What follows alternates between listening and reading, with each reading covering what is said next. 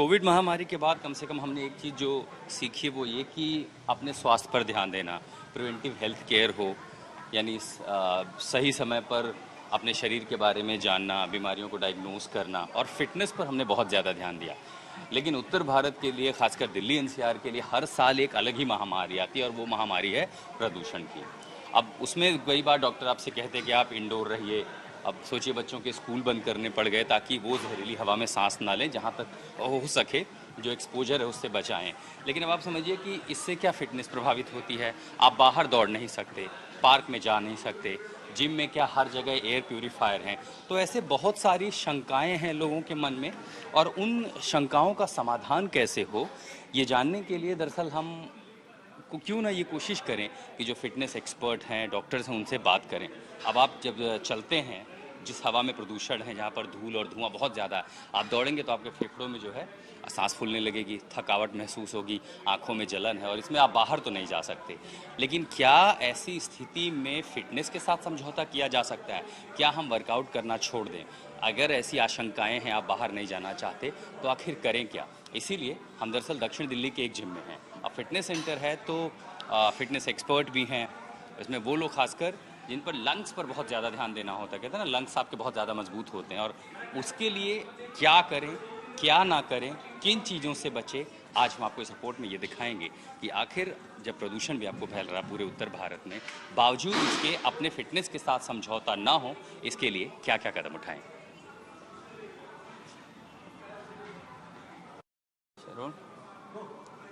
अच्छा, कब से आपने जिम शुरू किया, वर्कआउट फिटनेस के ध्यान? 6-7 ईयर से हो गया। तो अभी जैसे पहले महामारी कोविड थी, तब लोगों को डर लगा फिटनेस पर ध्यान दें। अभी प्रदूषण बहुत ज़्यादा, पोल्यूशन है, तो मन में चिंता होती है जिम जाएं नहीं जाएं, डॉक्टर क्या कहते हैं? टेंशन नहीं, डॉक्टर कहते हैं जिम जाना बेस्ट है। बाहर जो लोग पार्क में दौड़ते हैं या सड़कों डॉक्टर कह रहे हैं एलर्जी होने के चांसेस हैं, उससे तबीयत खराब हो सकती है। तो जिम में आप किस तरह की एहतियात बरतते हैं, किस तरह का प्रिकॉशंस लेते हैं? बस सैनिटाइजर करना और बस ध्यान रखना, बस। कभी ऐसा ब्रेथलेस होती है यहाँ जब बाहर निकलते हैं तो आंखों में जलन या परेशानी होती है धूल और धुएं की वजह से? मुझे उससे एलर्जी है।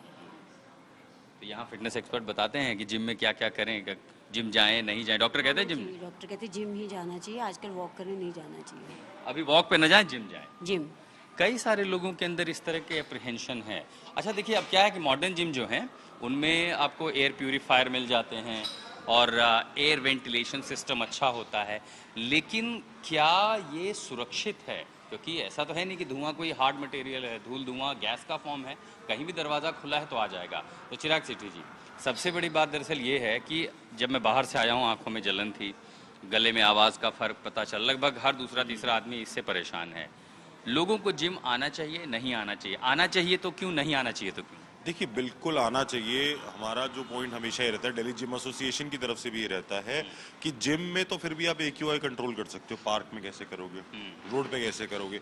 आप इस जिम में भी देखोगे तो AC जिस तरीके से चल रहे हैं, फिल्टर्स लगे हुए हैं, एयर प्यूरीफायर। मान लीजिए अगर वेंटिलेशन है कहीं पे, लोग डोर भी खोलते हैं, अब वो गैस है, हवा, तो हवा को तो आप रोक नहीं सकते। नहीं, देखिए बिल्कुल नहीं रोक सकते, बट अगर आप अपनी एक्सरसाइज भी नहीं करेंगे तो कहीं ना कहीं हेल्थ के साथ वहाँ भी एक कॉम्प्रोमाइज कर रहे हैं, वहाँ पर भी आप अपनी हेल्थ को पुअर ही कर रहे हैं। आपने देखा कोविड के समय में एक्सरसाइज ना करने का नतीजा आज दिख रहा है कि हर 2-3 दिन में एक आदमी को हार्ट अटैक आ रहा है, यंग लड़कों लड़कियों को हार्ट अटैक आ रहा है।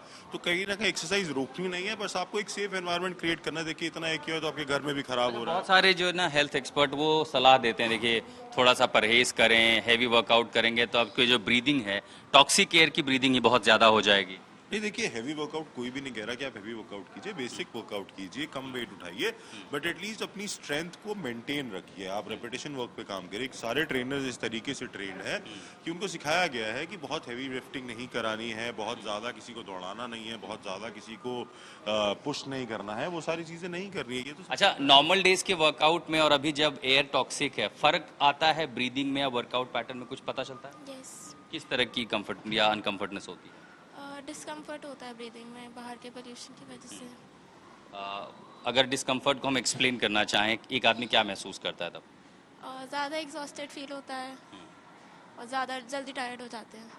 ये एक बड़ी समस्या है। अब मतलब मैंने भी ये नोटिस किया कि जब मैं आम दिनों में दौड़ता था, सितंबर तक को, जब तक धुआं नहीं है, तब तक शायद एक घूम में आप 1.5 किलोमीटर 2 किलोमीटर दौड़ सकते हैं।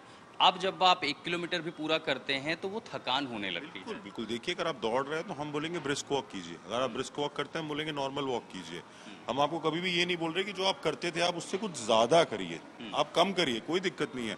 सारा एम जो है, सारा फोकस जो है अभी मेंटेनेंस पे है। हम कुछ बिल्ड नहीं कर रहे हैं हम यहाँ से, हम सिर्फ मेंटेन कर रहे हैं कि जो आपने अचीव किया है उसको एक अच्छे एनवायरनमेंट में लाकर मेंटेन करते हैं। आप सुबह उठ के पार्क जाएंगे या कहीं और जाएंगे जहाँ ज्यादा टॉक्सिक गैसेज है, जहाँ पे आप कुछ कंट्रोल नहीं कर सकते, यहाँ तो फिर भी एक कंट्रोल्ड एनवायरनमेंट है, आप प्यूरिफायर से, एसी से कुछ हद तक AQI कंट्रोल कर सकते हो, बट इसके अलावा बाहर जाकर तो आप कुछ भी नहीं कर सकते। लेकिन इसमें देखिए फिजियोथेरेपिस्ट कह रहे हैं कि वर्कआउट मत छोड़िए, लेकिन सबसे बड़ी समस्या है कि इस जहरीली हवा में जो सबसे ज़्यादा असर होता है वो हमारे फेफड़ों पर होता है, लंग्स पर होता है।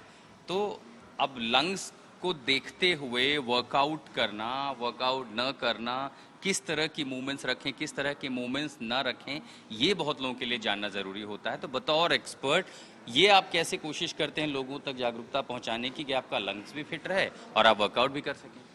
सही, हम लोग कहते हैं कि एक्सरसाइज करो बट ब्रीदिंग को साथ में जरूर करो। आपने कहा फेफड़ा सबसे पहले इन्वॉल्व होता है। अगर फेफड़ा इन्वॉल्व होता है वो क्या करता है, सांस लेता है। तो आप कुछ ऐसी ब्रीदिंग एक्सरसाइजेज हैं जो आप अगर रेगुलर बेस पे करोगे तो आप अपने लंग्स को और स्ट्रांग कर सकते। लेकिन मैं अगर अपनी बैल्कनी में बैठ गया सुबह करने के लिए तो वो तो मतलब जो AQI 600, 700, 800, 900 तो सारा मेरे अंदर फेफड़ों में चला जाएगा। तो इसलिए हम बोलते हैं कि always be in a close environment, outdoor activities कम करें, और अगर कम नहीं कर सकते हैं तो अर्ली मॉर्निंग या लेट इवनिंग की जो वॉक्स हैं उनको अवॉइड करें।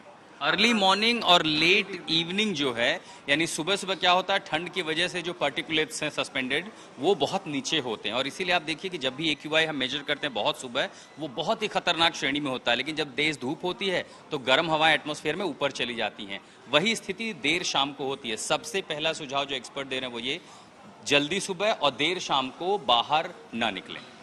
दूसरा सुझाव ये है कि steam is the better answer. Steaming में अगर एक चीज आती है उसका नाम है यूकेलिप्टस ऑयल, आज का बड़ा अवेलेबल है।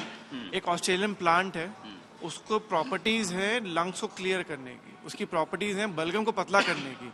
अब जैसे आप खुद खांस रहे हैं अभी, ये बहुत नॉर्मल है, मतलब आवाज बदली हुई है और ज्यादा देर अगर आप बोलते हैं तो गले में सूखापन ये महसूस हो रहा है, और ये लगभग मुझे लगता है हर किसी को हो रही होगी। 100% हर किसी को है। तो इसका एक सिंपल इलाज, घरेलू इलाज है, स्टीम करें। स्टीम में गर्म भाप निकलती है, गर्म भाप जो छोटे छोटे माइक्रोब्स है ना उनको मार देता है।